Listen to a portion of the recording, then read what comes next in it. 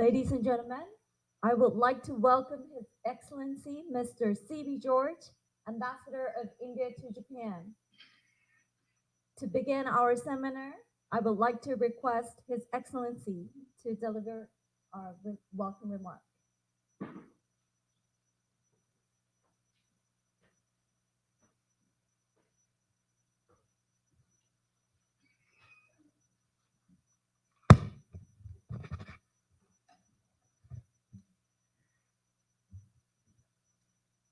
Good afternoon, everybody. Dr. Neeraj Mittal, Secretary, Department of Telecommunications, Government of India. Mr. Igo Nomura, Director General for International Affairs, Ministry of Internal Affairs, Communications, Government of Japan. Mr. Rebi Gerard, Deputy Director General, Department of Telecommunications. Mr. Arun Gupta, Director General, Telecom Equipment and Services Export Promotion Council. Distinguished participants, ladies and gentlemen, a very good evening to all of you. I am delighted to be part of this seminar being held today to discuss the dynamic cooperation between two technological powerhouses, India and Japan, in the realm of advanced telecommunications, with a special emphasis on the groundbreaking 5G and beyond 5G technologies, as well as the revolutionary Open RAN concept. Dear friends, India and Japan share a special strategic and global partnership founded on common values, mutual respect, and a joint aspiration for a future marked by peace and prosperity. The growth of this partnership has been remarkable for over the years. At present, our association encompasses a diverse spectrum of domains, including trade and investment, industrial development, infrastructure, rail and metro, digital initiatives, energy, human resources, critical and emerging technologies, climate change, health security, space, defense, semiconductor, digital, and telecommunications. While economic and commercial ties between the two nations are experiencing an upward trajectory, there remains the untapped potential in our business association. India, boasting as a population of 1.4 billion people, constituting one-sixth of the global population and possessing the largest and youngest workforce among top economies, stands as one of the world's fastest growing economies from 10th in 2014 to 5th largest economy in 2023. India has consistently enhanced its business landscape through progressive policy reforms, streamlined regulations, and improved infrastructure. Dear friends, the telecom industry in India is the second largest in the world with a subscriber base of 1.17 billion. India has an overall tele density of 84.6%, of which the tele density of the rural market, which is largely untapped, stands at 57.9%, while the tele density of the urban market is 133%. The number of internet subscribers in India is more than 881 million, out of which 40% of the internet subscribers belong to the rural areas. The average monthly data consumption per wireless data subscriber has also increased to 17 GB in 2023 from 61 MB in 2014. In 2014, India was the importer of mobile phones, and today it is the world's second largest mobile manufacturer and exporting around 200,000 crores worth of products in electronic manufacturing. It is on its way to becoming the second largest smartphone market globally by 2025, around 1 billion installed devices, and is expected to have 920 million unique mobile subscribers by 2025, which will include 88 million 5G connections. Foreign direct investment has now been allowed in the telecom sector. India is the fourth largest sector. It is the fourth largest sector in terms of FDI inflows, contributing 6% of total FDI inflow. FDI in telecom sector has increased to 24 billion US dollars. It in only 5G, Indian telecom industry has clocked investment of 2.25 lakh crores, that is 28 billion US dollars.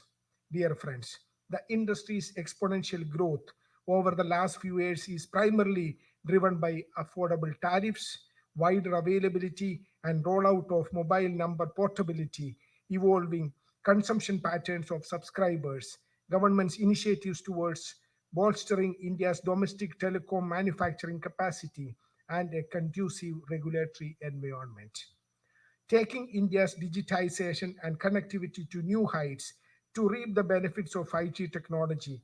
Honorable Prime Minister Mr. Narendra Modi ji launched India's 5G services during the last Indian Mobile Congress event held in New Delhi in October 2022. Since then, the 5G network has expanded rapidly to 700 plus districts in India. Within a year of the launch of 5G in India, around 400,000 5G base stations have been set up, which covers 97% of the cities and more than 80% of the population in the country. India is not only rapidly expanding 5G in India, but also moving towards becoming a leader in the field of 6G. To achieve these remarkable milestones, various series of reforms, which include structural, procedural reforms, and relief measures, have been undertaken for telecom sector that has led to transformation of telecom sector as a sunrise sector. Honorable Prime Minister released India's 6G vision, Bharat 6G vision, a document on March 23, 2023, which envisages India to be a frontline contributor in design, development, and deployment of 6G technology by 2030.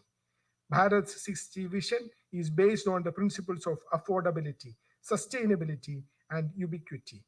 It ensures that India takes its rightful place in the world as a leading supplier of advanced telecom technologies and solutions that are affordable and contribute to the global good. Dear friends, the relationship between India and Japan has evolved beyond mere diplomatic ties. It has transformed into a synergistic partnership rooted in mutual respect and shared technological aspirations. The fusion of our intellectual capital is propelling us into an era where the inconceivable becomes achievable, where the limitations of today become the stepping stones for tomorrow's breakthroughs. India and Japan have already cooperating under an MOU in the field of information and communication technologies signed in 2021 to enhance cooperation in the field of 5G technologies, telecom security, submarine optical fiber cable systems to islands, spectrum management, smart cities, high altitude platform for broadband in unconnected areas, disaster management and public safety, etc. India Japan cooperation in advanced telecommunications, especially in the domains of 5G and beyond 5G technologies, as well as the Open RAN framework, symbolizes the collective ambitions of two nations to shape future that is not bound by limitations but defined by possibilities. I am confident that this seminar today would create a platform for an increased cooperation between India and Japan in the field of advanced uh, telecommunications. Once again, I welcome each one of you for the seminar. I thank Secretary Dr. Neeraj Mithal for joining us uh, at this event, and also Director General, Ministry of Internal Affairs and Communications, Mr. Igo Nomura, for joining us. Thank you and welcome. Thank you very much. Thank you very much, Excellency.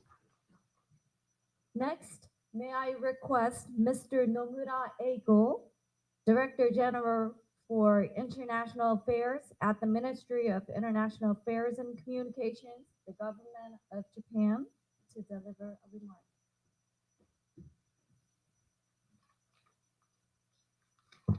So, good afternoon, His Excellency Mr. C.B. George, Ambassador of India, officials from the Government of India, distinguished guests, and all others in attendance. My name is Eigo Nomura, Director General of the Global ICT Strategy Bureau at the MIC. First of all, I'd like to congratulate you on the opening of India-Japan Cooperation in Advanced Telecommunications, focusing on 5G, beyond 5G technology, and Open RAN. I'd like to express my gratitude to the Indian Embassy and all those involved in for their sincere efforts in organizing this important event and for giving me, representing GMIC, the opportunity to address you here. Today, the international community is at a turning point in history and faces complex and compounding challenges, including factors such as climate change and poverty inequality.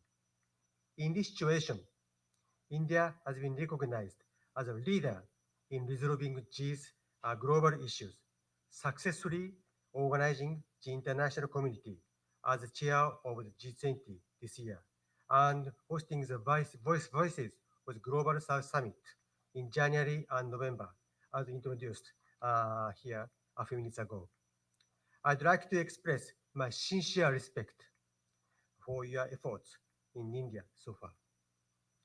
In order to overcome these international challenges and realize a sustainable economy and society, it is necessary to utilize digital technology in various fields and promote digital transformation.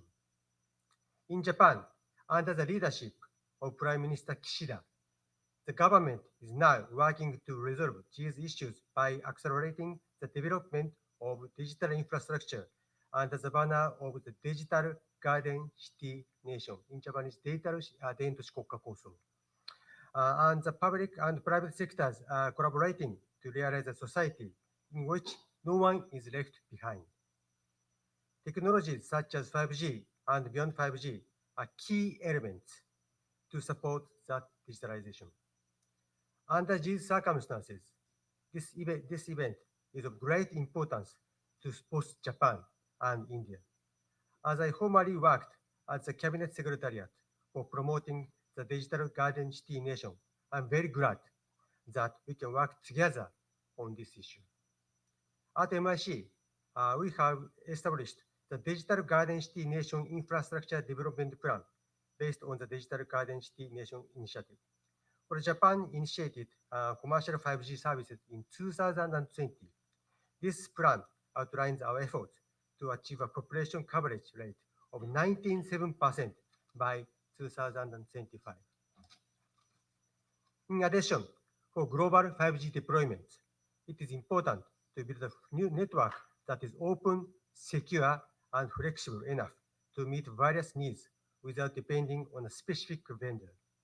Open RAN is a concept to realize this, as Japan is a leading country in the world to build 5G with Open RAN. These experiences will be shared with India, and together we'll work to advance the global Open RAN deployment. MIC and the Ministry of Communications of India have already convened a working group involving the public and private sectors on Open RAN. Furthermore, in May of this year, Japan, India, the US, and Australia collaborated to assess the security risk for Open RAN and published a report on the results. I have personally had the opportunity to introduce the report to various people, and interest from all quarters has been extremely high. I'm sure that we are able to release the report at the right time and with the right content and as a framework of the so-called Quad Agreement. And this was a very meaningful experience for us as we move forward with the Open RAN efforts. We hope to deepen this kind of cooperation in the future. I believe that Japan and India are like-minded countries that share democratic values. There will be huge potential for the development of a variety of specific cooperation in the field of advanced information and communications, including 5G and beyond 5G. We hope you will allow us to continue to discuss this issue on as we work toward its materialization. I'd like to conclude my greetings by wishing for the future development of both countries. Thank you very much. Arigatou gozaimasu. Thank you very much, Mr. Nomura. Now, I would like to request Dr. Niraj Mittal, Chairman DCC and Secretary at the Department of Telecommunications, Ministry of Communications, the Government of India, to deliver a remark virtually. Can you hear me? Can you hear me? Yeah. Yes, Okay, we thank you. I'm in a remote place, so I'm hoping you'll be able to at least Just hear 1 me. minute, sir. I think they're just connecting back. 1 minute. Yeah.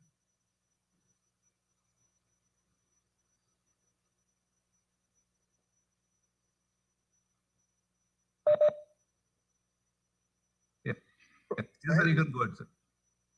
Okay, thank you.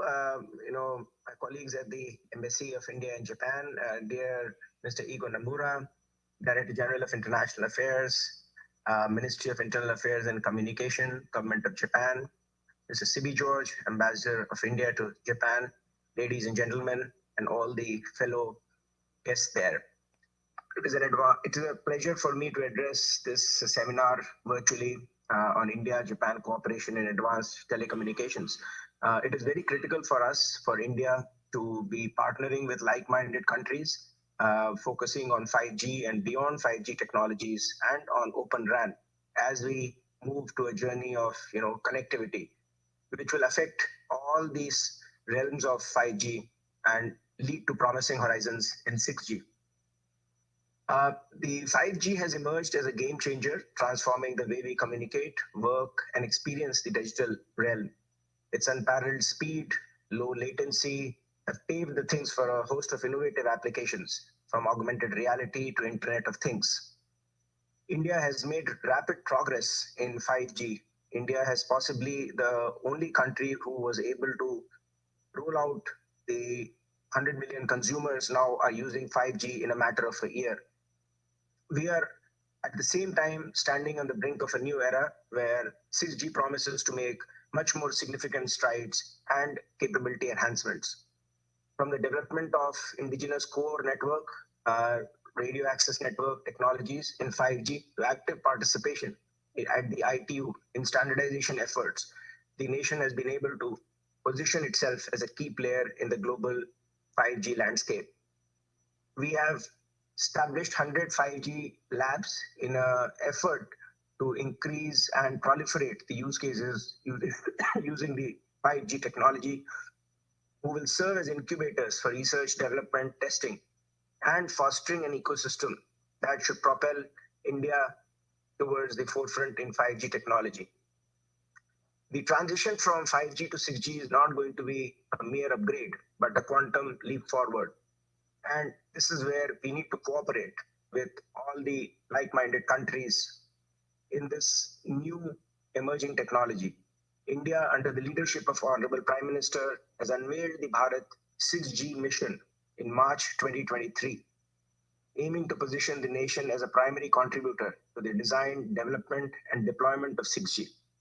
Rooted in the principles of affordability, sustainability, and in particular, ubiquity, which was championed by India, this vision ensured India's rightful place in this new technological revolution which is ahead of us. We have also formed the Bharat 6G Alliance to drive innovation and collaboration, and we have imposed a self-target to achieve roughly about 10% of IPR rights in 6G through the Bharat 6G Alliance. In the realm of 6G development, India has also established advanced test beds for the research. The 6G terahertz test bed, a collaborative effort of Samir, IIT Madras, IIT Guwahati, IIT Patna, focuses on higher millimeter wave and sub-terahertz bands. We have similar optical communication test bed where we are hoping that we will be able to come up with technologies supporting greater than 1 terabits per second and lead to pathways of 1 petabits per second. The CDOT, which is our research arm, is also setting up a ORAN testbed with dedicated labs in Delhi and Bangalore, providing a one-stop destination for functional conformance interoperability testing of various telecom network systems to benefit various stakeholders in the Indian telecommunication ecosystem. We want to cooperate with Japan to explore the concept of multidisciplinary collaboration and hasten the path towards a robust 6G deployment. There are a few areas where I think 6G will be very, very useful, including semantic communication, ubiquitous connectivity, immersive education, blockchain and spectrum sharing, urban microspaces, artificial neural networks, quantum computing, holistic security solutions, spectrum sensing, fluid antennas, and the likes of these technologies will be very, very crucial for not only India, but also for the rest of the world. We wish to really work with all the players in the Japanese ecosystem. We must realize the potential of 6G, and the experts from India and Japan must join hands, share insights, and work towards the seamless integration of all these technologies. Another reason to ensure success would be that we should develop common standards that facilitate interoperability across regions. Government, regulatory bodies, and industry leaders must collaborate to create a unified framework.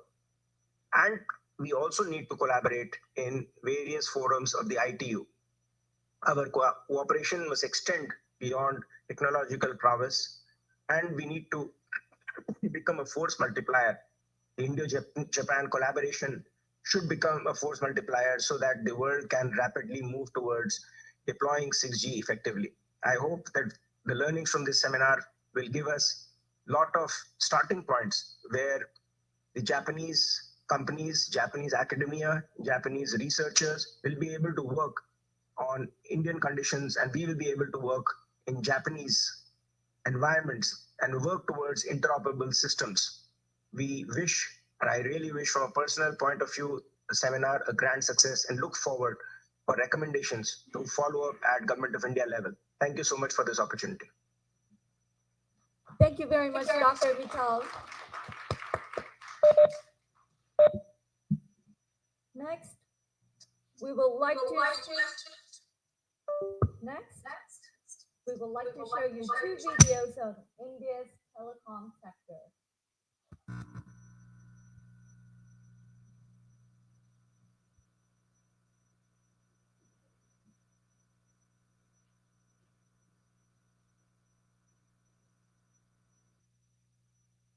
India is one of the major users of telecom products and services in the world, and is also an attractive destination for manufacturing with an ecosystem of skilled manpower and ease of doing business. Telecom equipment market में भी भारत के design champions का सामर्थ्य हम सभी जानते हैं। अब इसके लिए जरूरी R&D इंफ्रास्ट्रक्चर और प्रक्रियाओं को आसान बनाने पर हमारा विशेष फोकस है।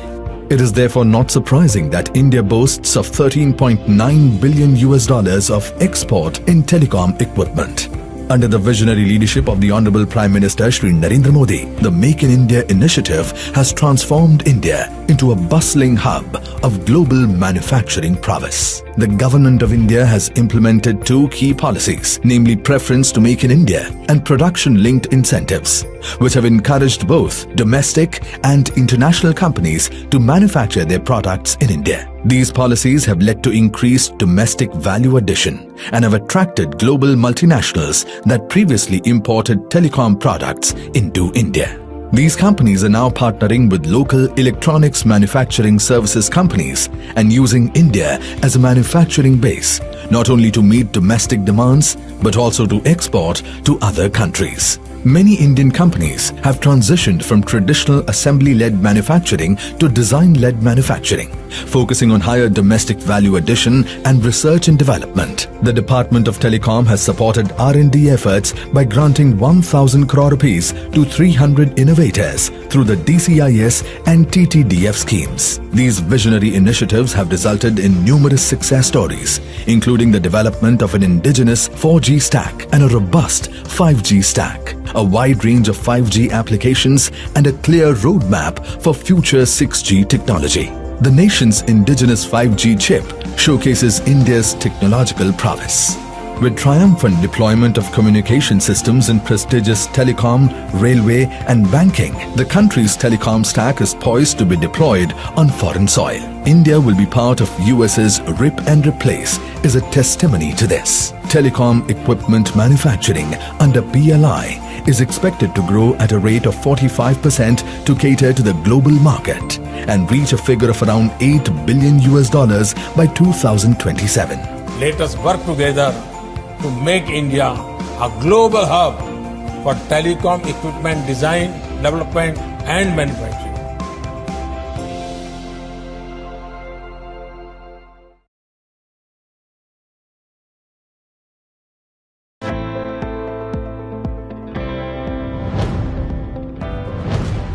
In October 2022, Prime Minister Narendra Modi inaugurated 5G services in India.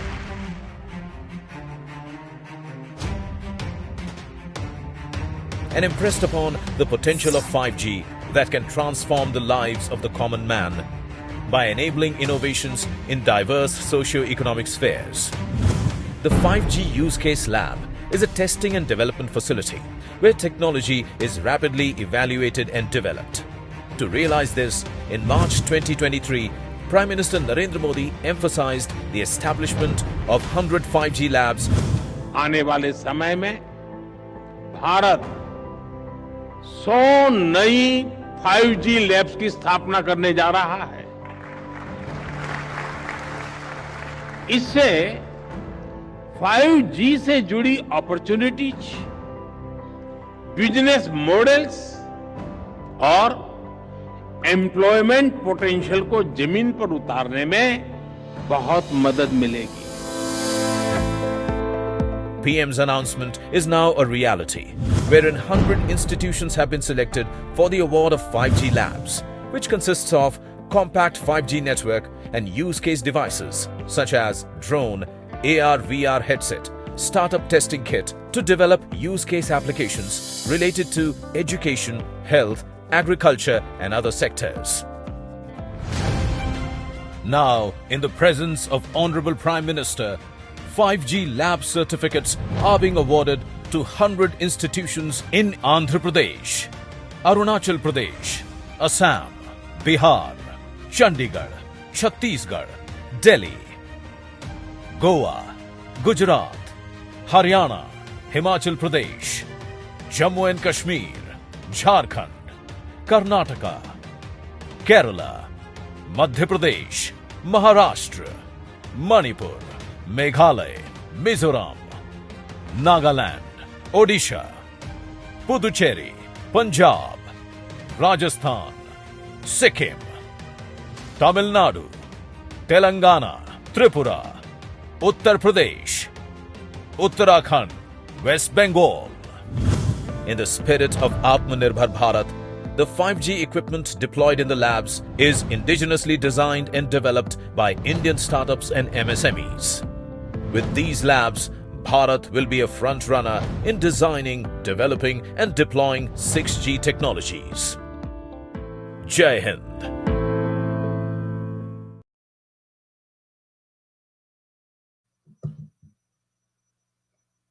As our next program, we have invited two guest speakers to give a virtual presentation from India. Firstly, I would like to request Mr. Ravi Robert Gerard, Deputy Director General at the Department of Telecommunications, Ministry of Communications, the Government of India, to give us a talk.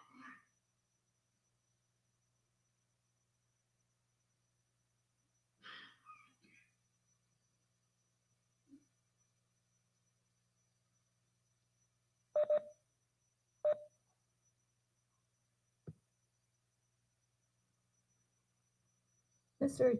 Gerard, would you please start? Okay. Sorry. Thank you. Dear Mr. Nomura, DG for International Affairs, Ministry of Internal Affairs and Communication, Government of Japan, Mr. C.V. George, our Ambassador of India in Japan, ladies and gentlemen, esteemed guests, fellow enthusiasts who are very eager in this technological progress. It's a great pleasure for me to address this seminar virtually. The topic talks about 5G and beyond. I'm going to talk a bit more on unleashing the power of 6G because in India, we went a step ahead. Today, we have startup firms who have commercialized 5G RAN cores, 5G cores, 5G RANs, etc. So now we have also started, as the Secretary just mentioned, we formed the national, the 6G mission. We have a clear vision of how to go ahead on our 6G vision. We have a number of universities already working on different fronts. What I thought was today to give a few of the tips of what are the driving applications, what are the driving trends, what is happening in 6G in our country, and some of our institutions were already working in some of these spheres. We'd be glad at the end of the presentation, I put a slide where some of the key areas where we can think of taking this forward. As we all know that, as Secretary also mentioned, the advent from 5G to 6G is going to be really drastic. We are going to talk about, the 5G talked about man-machine object, whereas we are going to go a step ahead in 6G, where gene also comes together for its own interface, for what we call a semantic communication is going to become a reality. So whatever calls we make today, the 2G calls, the phone calls we made, is just going to become a 3D calls. That's what we call 3D calls. So holographic communication is going to take a big stride on its own. The IoTs are going to go in a big way as a molecular communication. We have some institutions working on, particularly of this molecular communication, how we do this bio-nano Internet of Things in the molecular communication. We all know that the AR/VR is going to take a real multi-sensory complete reform when 6G comes because of it huge amount of the speed and the data transfer rates that is available. The use of this metaverse, the digital replica, will also become a reality. And for all this, we also have seen these blockchain technologies, the distributed ledger technologies work not only on the core, on the edges, apart from even the spectrum sharing also. There's also a lot of research we are doing in some of our institutions. And wireless brain-to-computer interaction is really going to become a reality. The education sector, we have a special team working on it, where we try to see whether we bring in some sort of an immersive education on two sides. On one hand, when we try to grow ourselves in 6G and its technology related, what are the driving trends that is happening? We also start developing on what are the driving applications. Like, for example, we are talking about immersive education, where one of the key features of 6G is network sensing. Using network sensing, how can we educate our kids more efficiently? Telecomputing, can we bring in a holographic type of communication, which is a real type of telecomputing happening? All this put on a metaverse application. The most interestingly, we are slowly moving into the smart, the word smart itself, we are moving towards what we call intelligent. We are moving into intelligent cities, intelligent devices, intelligent communications, etc. Because 6G is all about intelligent. And the way of product testing, the production optimization, everything is going to go a sea change in 6G. And one of the other key areas which we are also working on is how do we do this brain-to-brain communication? Because, every activity, every device that is going to be around is going to be controlled using gestures.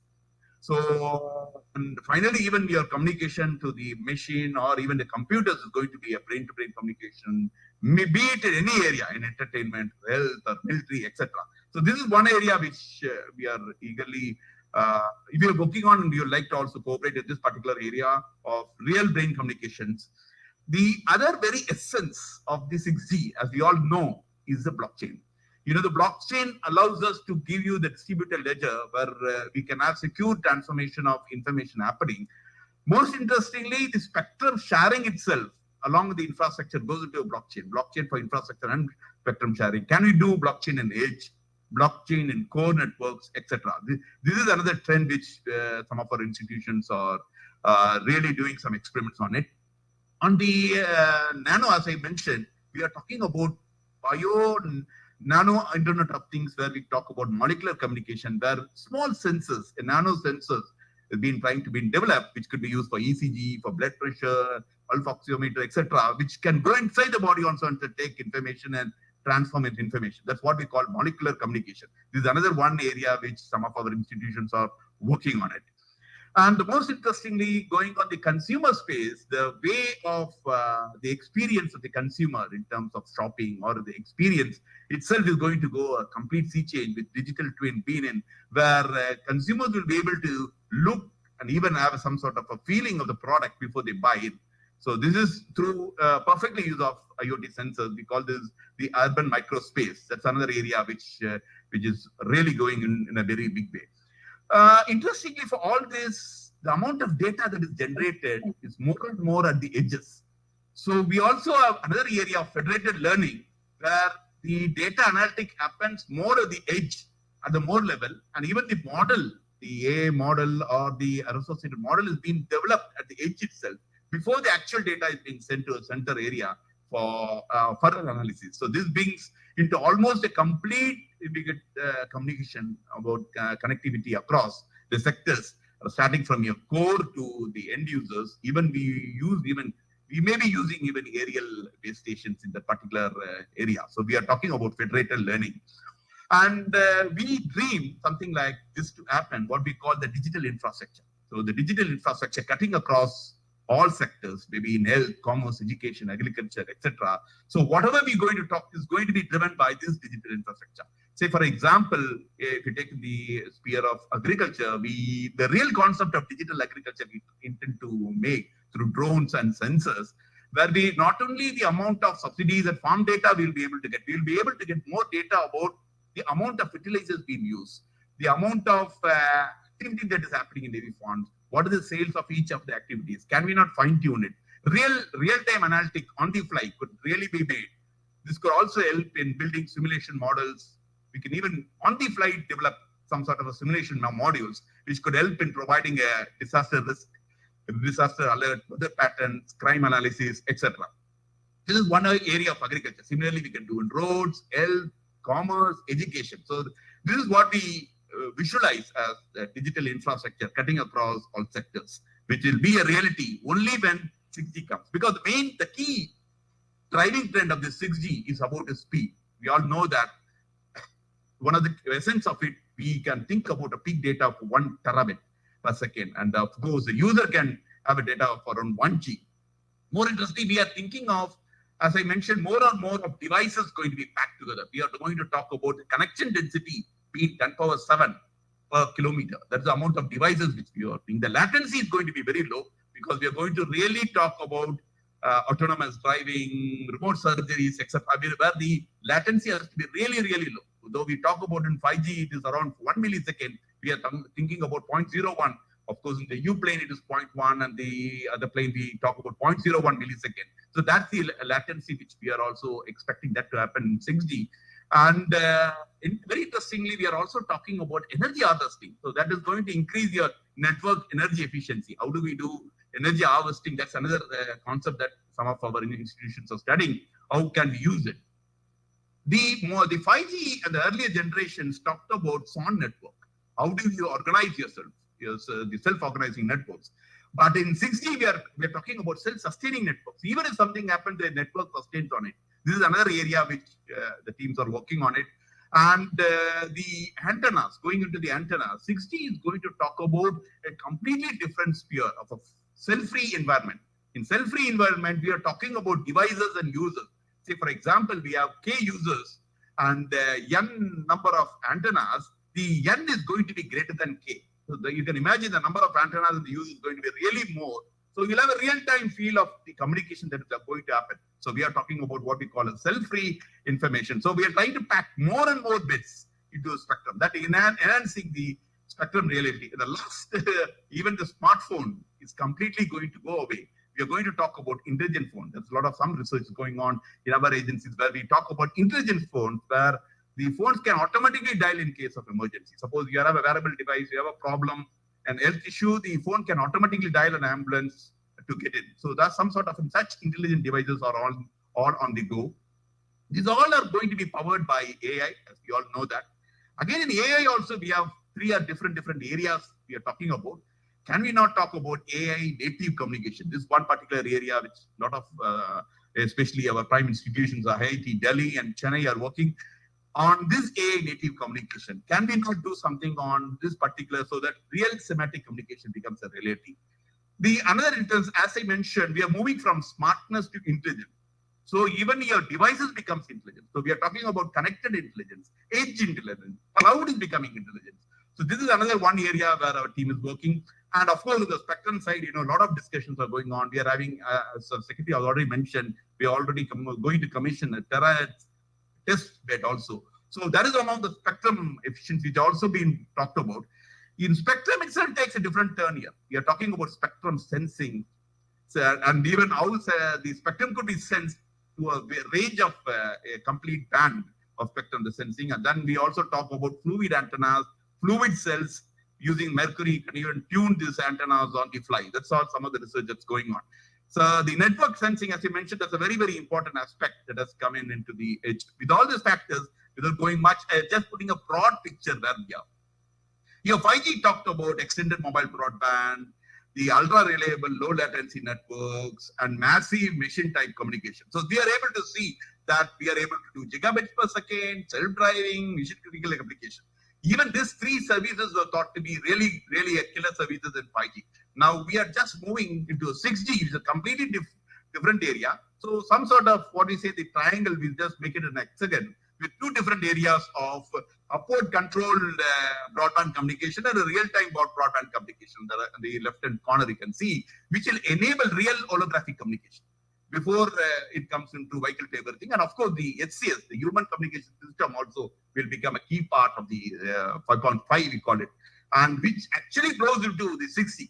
6G will again, as you can see, that EMM and the RTBC completely goes into what we call as agile extended communication network, and then we have a computer-oriented communication, extended density, ultra-reliable latency networks, etc., where your industry for network sensing all really becomes a reality. And we can even talk about native AI network. And on the services side, also, we have three different areas. As I talked about infrastructure, the infrastructure is going to go a complete sea change. Then the services is going to have a change. And then new media that is going to have a sea change. The infrastructure will take care of your federated learning, trusted infrastructure. Most interestingly, there is a complete integration of the terrestrial and space that is going to really happen. So which means you have a complete real ubiquitous connectivity that is going to happen. And of course, on the services, we can have virtual education, remote surgery, actually a reality becoming in this 6G. These are some of the enabling technologies. And as I mentioned, we are going to talk about integration about your submarine to your airborne devices, which means sagging networks is another area of research which is going on. The surface, the aerial and the ground interface network. That's what we call sagging networks, and how intelligently we can collect all the devices. That's what we call the intelligent connectivity. And of course, the intelligent reflective services, the IRS assisted holographic or deep connectivity. This becomes our vision, actual vision of how we can really do as a vision. With this, these are some of the, I just threw a few of the key areas which will be of real interest. A lot of research is going on in our country, and which could also be an area for our dialogue and debate in Japan, some of which are artificial neural communications, quantum teleportation, actually quantum assisted communication. That's one of the key areas we're going to add in the 6G and beyond. Genetic programming, we talked about the HC2WA framework, nothing but the acoustic meta-learning framework for human-centric correlation-based wireless network. Acoustic meta-learning, deep learning, spectrum sensing, a completely endogenous security solution, over-the-air itself computation, because a lot of data is going to come. How are you going to calculate over-the-air? That is a very interesting one. AGI for metaverse, visible light communication. Most interestingly, the quality of service will now go into not quality of experience. We are talking about quality of life. So which means the generative adversarial networks are going to be a real look, and we talk about holistic security solution. And on the antenna front, we are even talking about liquid ionization, liquid antennas, etc. I think there one slide I just tried to put where this is actually taken by from the research papers published, which actually shows how each of these technologies I spoke about could really be worked, starting from your body access network. We have the sensors, then it enters into your green word or the memo. We have the smart offices where we use the visible light communication. Then we have the large intelligent services. Then I have the fluid cells. Fluid cells and antennas will help, like say for a liquid metal like mercury could be used for tuning a range of frequencies. That's what we talk about, the fluid antennas and the fluid cells.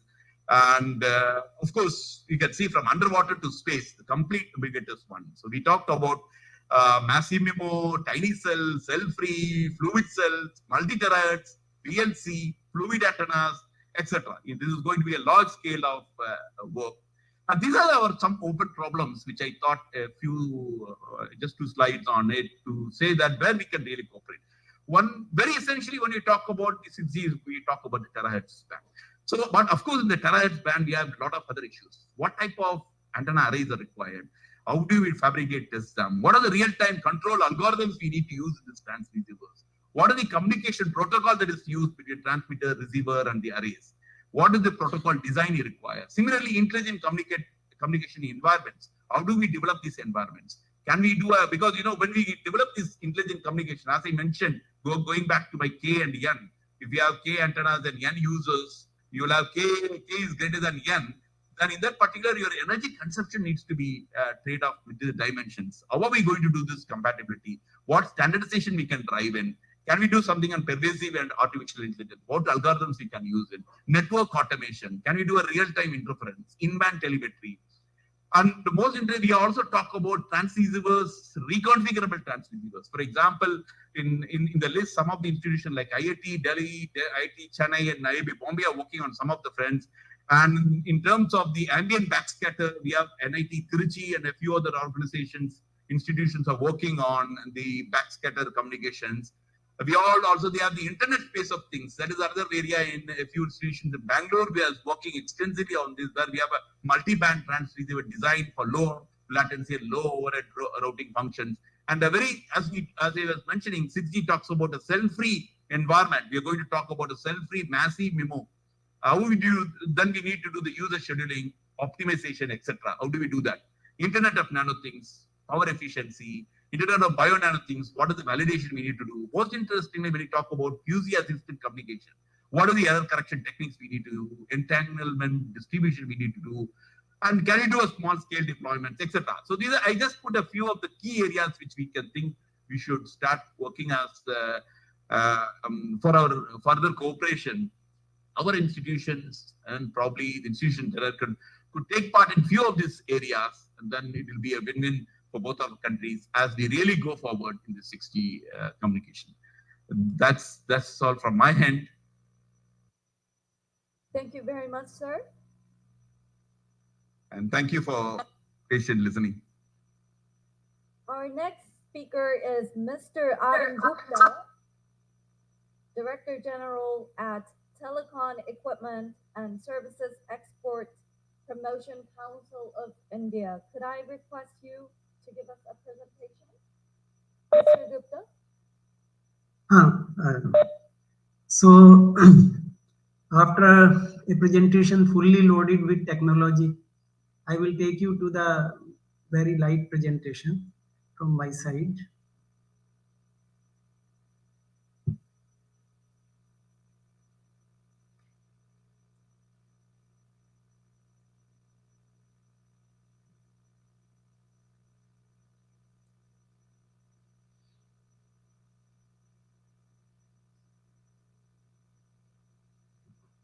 Mr. Gupta, would you please start?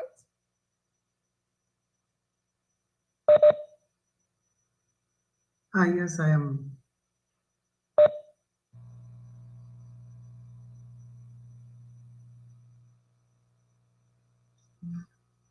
So, though His Excellency Ambassador of India covered the Indian telecom in much detail, I will just have a glance on it. The number of mobile subscribers are 1.14 billions, and mobile broadband subscribers are 811 millions. Teledensity is 84% approximately, and India's telecom service is one of the cheapest in the world. About $6 a month, unlimited voice and unlimited data also. So it amounts to USD 0.0041 per minute and 0.12 per GB US dollars. The wireless data usage is 17.36 GB and download speed is 50.21 Mbps. Number of mobile towers, 775,000. Number of BTSs, 2.8 million approximately. Number of 2G BTSs, 513,000. And number of 3G BTSs, 127,000. Number of 4, pardon? Somebody can change the slides.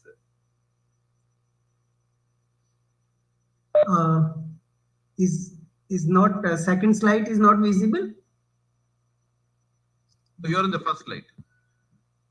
We can see your first slide. No, I just changed to second slide. Is it visible now? Second slide. Your presentation is visible, but we can see only your first slide. Would you please change your slide? Are the slide changing? Are you able to hear me? No, I don't think. Your slide is not changing. Oh, I will. Yes. Okay. That I will do.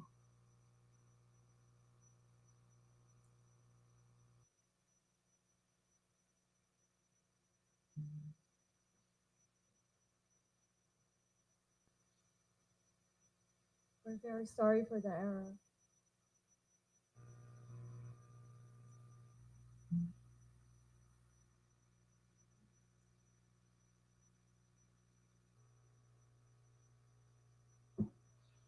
Yes, we can see. Now the slides are changing now. Yes, it is. Thank you. Okay. So number of 4G BTSs are 1.8 million. 5G BTSs, as Secretary also told that the 5G rollout is very high in India. So till now, 365,000 5G BTSs are there. 34.5 million fixed broadband subscribers. Now growth has been very tremendous during last 9 years. Growth of broadband subscribers, it has been 1,200%. Increase in number of BTSs from 0.8 million to 2.8 million, so to 50% increase.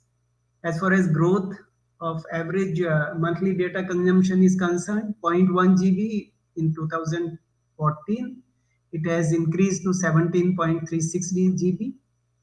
And telecom towers, 0.42 million to 0.75 million in 2023. Now,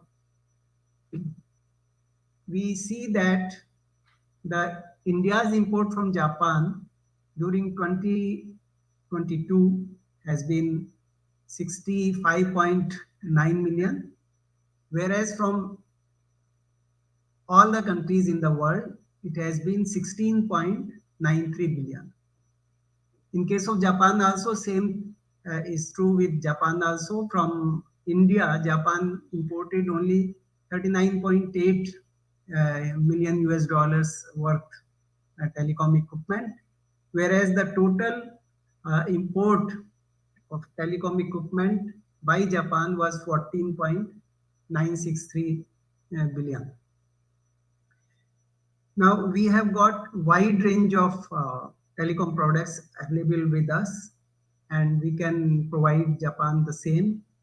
I have categorized the telecom products in 9 categories: optical fiber cable and accessories, optical transmission network equipment, FTTX, then networking equipment, 4G, 5G core and RAN, then radio equipment, security equipment, telecom software applications, infrastructure product, and lastly, the system integration and telecom consultancy services. These are the products from optical fiber cables category. All types of category, not only optical fiber cables. India has all types of copper cables also. These are the accessories for optical fiber cable. Then optical transmission network equipment and FTTX equipment. DWDM, CWDM systems are available, SDH, PDS, and their cross connects, etc. Then TTN also, OTN, MPLS, TP, and packet optical transport equipment also, and various GPON equipment. Networking equipment, as far as networking equipment are concerned, IP, MPLS core routers, edge routers, enterprise routers are available, Ethernet switches, and data center networking equipment, CUDU router, cloud native router for 5G, 6G, software defined networks, SD-WAN, etc. Now, as secretary also, as the secretary duty also told, various 5G network equipment are available, even chips are available, and 4G equipment is also available, core as well as RAN. As far as radio and wireless products are concerned, Wi-Fi equipment is available, micro equipment in radio equipment in unlicensed and licensed bands, both are available. E-band point-to-point and multi-point, point-to-multi-point radio equipment is also available. Satellite-based hubs and VSAT disaster communication systems, etc. Security systems, prison communication guard system is available. Secure campus and visitor management system is available. Security and surveillance communication system is available. CCTV cameras, etc. Now, as regards telecom software and applications, OSS and BSS both are available. Then AAA server applications, then firewall and unified threat management, broadband network gateway, network access server, etc. are available. Then last but not the least, data acquisition system and sniffing software, disaster management system, network designing and planning software are available. Now, infrastructure product, ground-based towers, rooftop towers, and pole mast, etc. are available. Power solutions, power plant, batteries, solar power, etc. Generators and shelters and portacables. Now, we have world-known system integrators and consultants. Telecom Consultants India Limited, that is 100% government-owned company. Then Tata Consultancy Services, Tech Mahindra, Larsen & Toubro, and Wipro. And apart from these giants, there are a lot of other system integrators and consultants. Now, coming to last phase of my presentation, TPC is organizing Bharat Telecom, which was earlier known as India Telecom, on 29th and 30th of January at New Delhi, wherein 55 companies and more than 45 startups will showcase their products. Telecom equipment, software, ICT services solutions. In Bharat Telecom, more than 100 delegates from various countries will be participating. We have invited the delegates from various countries. Delegates from Japan can also join the event. During the event, we will have B2B meetings with Indian industry and the delegates coming from various countries.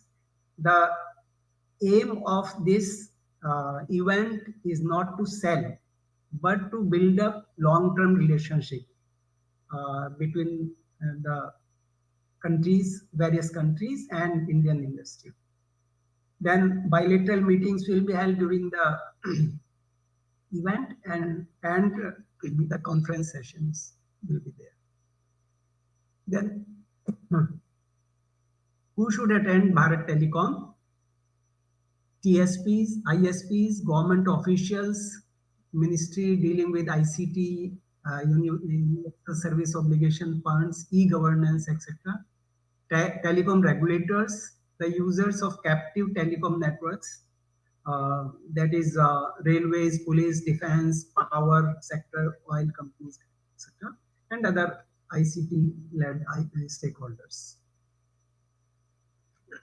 These are the hospitalities TEPC will be pleased to offer. Air travel reimbursement for travel to India up to a ceiling of US $510. Will be providing complimentary hotel accommodation for 3 nights, inclusive of breakfast at Delhi.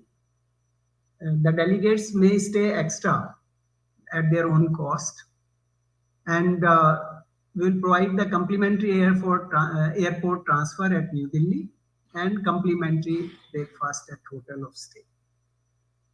These are some of the glimpses from our last version, Bharat Telecom 2023. Honorable Minister of Communications, Mr. Ashwini Vaishnav and Mr. Devu Singh Chauhan, Honorable Minister of State for Communications, are can be seen in first photograph and the other photographs from the event. So that's all from my side. All are welcome to come and attend and have a feel of Indian telecom industry during Bharat Telecom, which is scheduled on 29th and 30th of January. Nominations can be sent through Embassy of India at Japan. All are welcome for the event. Thank you very much. Thank you very much for your presentation, Mr. Gupta. Thank you very much.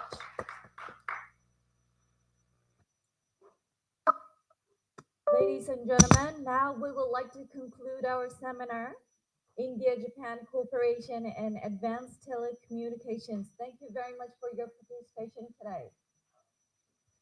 We've prepared some tea and refreshments at the lobby, so we hope that you're going to all enjoy. Thank you very much. ありがとうございます。